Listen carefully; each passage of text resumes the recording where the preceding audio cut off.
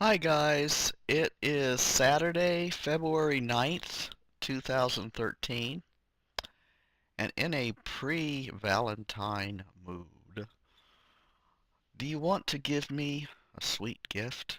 Take my hand and give me a slow dance to romantic music, maybe in a softly lit room, maybe in the dark, and then afterwards a moonlight swim in the nude. Does that sound like a great Valentine Day date? My dad used to dance me in the dark. He would put on a stack of 78s, hold my diapered behind in one hand with me up against his chest, a lit cigarette in the other, and we would dance in the dark of the den with just the light of the record player and the glow off the end of his cigarette showing. I am feeling good. I'm not wearing the gauze on my nipple grafts anymore. I'm just wearing a tight t-shirt. I'm able to sleep on my sides now, curl up in a nice fetal position, and I feel good. I can sleep now. The throat issues have resolved. I can swallow, no pain, no problems there. I'm eating good. My weight is stabilized at 174, which I told you guys it was 182 prior to surgery. Um, all of that, all the physical stuff's going great. My skin is changing in that, you've heard the rule of thumb that the body completely revamps itself every 7 years, regenerates, and my skin is regenerating so fast right now. You can see it literally daily. It's sloughing off, the old skin's sloughing off, and it's just regenerating really quickly. It's just amazing to watch, to be able to actually watch something happening that quickly. So because of that, and I know my whole body's changing. I'm really using the opportunity to eat right, take care of myself, lots of water, lots of sleep. Just I'm just taking the opportunity. I've been given this chance to redo my body, and so I've been taking advantage of it. We had some people come and look at the house today, a young couple. I don't know how old they are. I have trouble telling ages anymore. They're maybe in their 30s. I think they're probably in their 30s.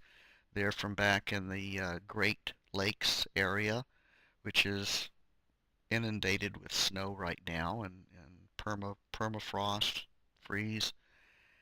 They like this area.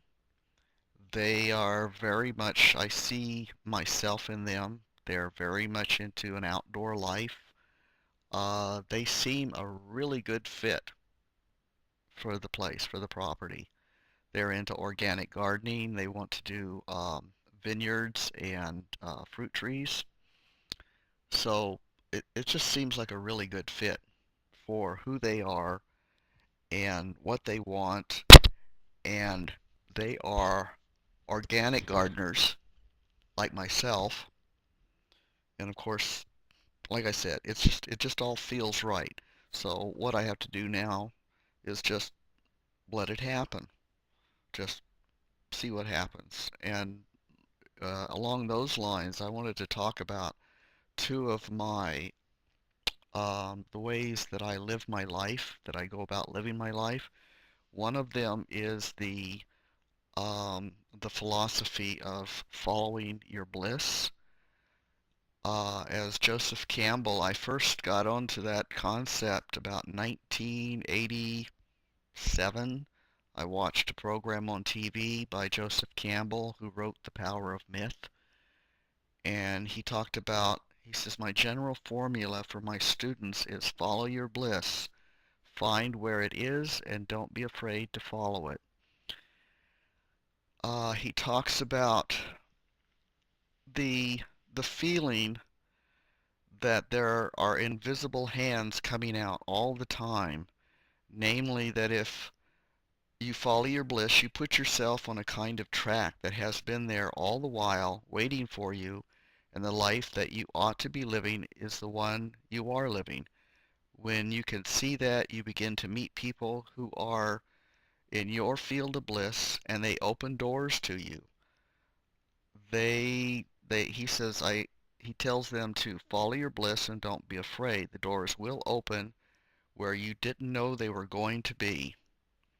And that's what I do. And following your bliss has to do with following your passions, becoming totally embedded, totally inundated in your passions.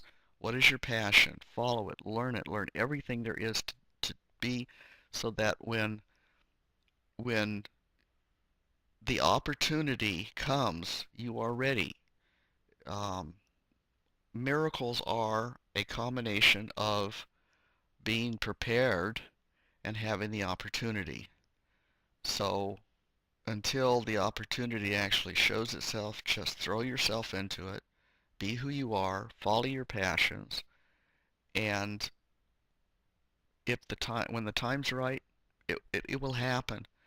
The other thing that I follow is in the Buddhist belief system, the law of intention and desire, and also intention and, oh gosh, I think I brought up the wrong thing, acceptance. Um, it talks about making a list of all your desires, and you have this intent. In other words, I want to write. I want to write this autobiography for sure. I want to write about other things like the book I started on house sitting and pet sitting and all the funny things that happened with it, and in the autobiography. This is about the uh, transgender transition and all the funny things that have happened with it. And you send out that intent, say, this is what I want. And what you do is you watch to see what comes back in. And whatever comes back in, you accept. You don't say, well, that's not exactly what I wanted. What I wanted was. Um, let's see. Yes, I send out my intent. I release this list of my desires, and I surrender it to the womb of creation, trusting that when things don't seem to go my way, there's a reason, and that the cosmic plan has designs for me much grander than even those I have conceived. I will remind myself to practice present moment awareness of all my actions. I will refuse to allow obstacles to consume and dissipate the quality of my attention in the present moment. I will accept the present as it is, and I will manifest the future through my deepest, most cherished intentions and desires. I came up with a good analogy the other day for those that um, maybe needed a little bit more than that. For those of you that are into um, computers and Google and all of that, and if you're watching me on this, you probably are. Um, you got something you want to check out. Okay, I want to do this. I want to go there. I want to do this. I want to do that. And you Google it. You send it out. You send your intention out. This is what I need. This is what I'm looking for. And then you hit the button and you sit there, and all at once, all this stuff shows up. And it's not always something that you had thought about, come up with, conceived of, but all at once there's an answer. There is an option that you didn't even think about. And it's not, it may not be the option you had planned, but it's maybe a better one. And the whole idea is to send out your intention and then accept what comes back. It's not always going to be what you thought it was going to be, because everything happens for a reason. A lot of times, most times, when when you're bogged down inside of trying to figure something out, you can't see outside the bag or the box that you're in. And living this way, things come to you between, for me, for the following my bliss, having things crop up and show themselves, and the intention and acceptance. It all works really well if you just lay back and let it happen and don't force it. Um, the young couple that looked at the house, I'm excited. I would really like this to happen. I'd like this to happen fairly quickly, but I don't know. Maybe that's not what is supposed to happen. Um, oh, I gotta put a shirt on. I'm actually cool. What a concept. I actually feel cool. It's actually overcast today. It's been beautiful the last 2 days here. Sun shining and all that. And then today it came cold and overcast and all that good stuff. Anyway, I wanted to mention those two concepts. Those are the concepts that I live by, plus the golden rule. It doesn't matter what I label myself as. It only matters how I treat others. That's it. Bottom line. Um, Bill and I had been talking divorce for a long time, very long time. And one of the sticking points, though, was for financial reasons, the house has to sell. And so that's one of the reasons I'm really anxious to get the house sale going on, because I can't, until the house sells, there's several things that are going to happen. The house has to sell in order for us to get a divorce. And after that, I've got a pussycat bothering me. After that, I can get my gender marker changed, and I can get the new photo on my driver's license done. And then after that, I can get my name, gender, and photo changed on my passport. But all of that has to be done in a certain sequence. And for those of you that know me, know that at 60, I just now started the transition. I've waited this long. And then after over 31 years of marriage, we are going to get a divorce. Uh, I obviously don't jump into things. I think about things real hard. I evaluate, I think, I send out a lot of ideas and see what comes back. So, for those of you that are concerned, a lot of people in transgender issues are concerned that relationships split up because of the transition. In our case, that is not the case. This divorce has been in the books, on the works, whatever you want to call it, for a very long time. And it's been a mutual thing. It's a mutual understanding. It's just another step in our lives. We change, people change, not always for the better. Um, and for the sanity of both of us, it's the best thing. And now at this point in our lives, financially, because my IRA opened, and if the house sells, we can financially do the split.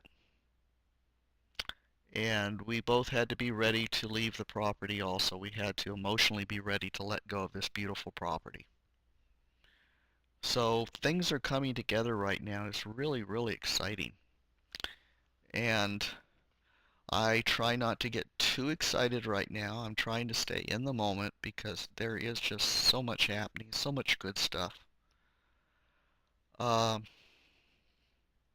I may seem kind of calm right now. It's because I'm tired. I wore myself out earlier in the day. But I just wanted to touch base with you guys, let you guys know what was going on. Everything's good. Um, I'm going to put up another blog, and I'm going to talk about the divorce on the blog, and I'm also going to write another blog on abortion because 40 years after Roe versus Wade, which allowed me to make one of the biggest decisions in my life that I feel saved my life, um, emotionally, physically too. I feel the need to write about the abortion. I definitely am a big backer of it because I know what it did for my life. It saved my life. And in 1975, if Roe versus Wade hadn't been in effect as of 72, I would probably have committed suicide. Because the last thing I wanted to be was pregnant. And I was coming out of my first marriage at that time. I was divorcing in my first marriage at that time. And I cropped up pregnant. Uh, Long story. I may do a longer vlog on that, but if you're interested, go read the blog. So, sounds like Bill's coming in with the afternoon mail. So I'm gonna let you guys go, and I'm probably going to go take a nap. 'Cause I'm tired. So I'll talk to you later.